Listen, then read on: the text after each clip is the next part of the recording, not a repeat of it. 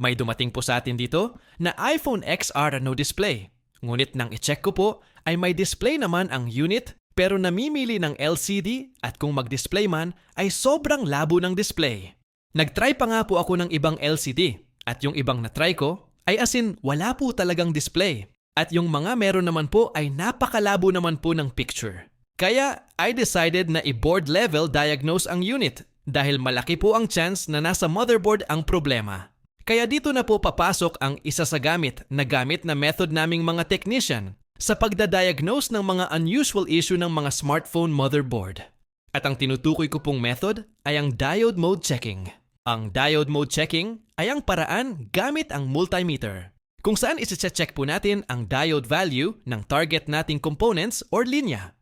Gamit ang kombinasyon sa schematic diagram ay iisa-isahin po nating i-check ang diode value basis sa value na nasa schematic diagram. Sa ganitong paraan po ay malalaman po natin kung anong specific line or component ang may problema dahil magkaiba or malayo ang value sa diagram sa nare-read ng ating multimeter. Tulad po dito sa ginagawa natin ay ang tinarget ko pong i-check ay ang FPC connector ng LCD dahil nga ang problema ay display. Kaya dito rin po tayo dapat mag-uumpisa. Dahil po sa ginawa nating diode mode checking sa FPC connector, ay nalaman po natin na may short to ground ang pin number 26. At ang mga component na connected sa pin number 26 ay isang filter coil, dalawang capacitor at isang chestnut or display PMIC. At para malaman naman po natin kung alin sa mga nabanggit ng mga component ang may issue, ay magvo-voltage inject naman po tayo para malaman po natin kung alin sa mga component ang nagkokos ng short to ground na siya pong dahilan kaya malabo ang display ng LCD. Ang ginamit ko naman pong method para alamin ang shorted component sa unit ay ang combination ng Rosin flux at a voltage injection sa linya ng pin number 26.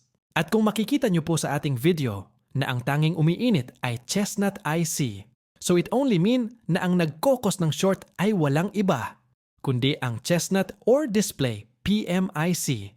Kaya wala nang patumpik-tumpik pa ay binunot ko na ito at agad na pinalitan. Konting trivia muna po tayo patungkol sa chestnut IC. Ang chestnut IC ay isang display power management IC na makikita sa motherboard ng mga iPhone. At ang kanyang pangunahing tungkulin ay siya ang nagkokontrol ng kuryente para sa display, backlight at touchscreen. Kapag sira ito ay pwedeng mangyari na walang display kahit bukas ang iPhone.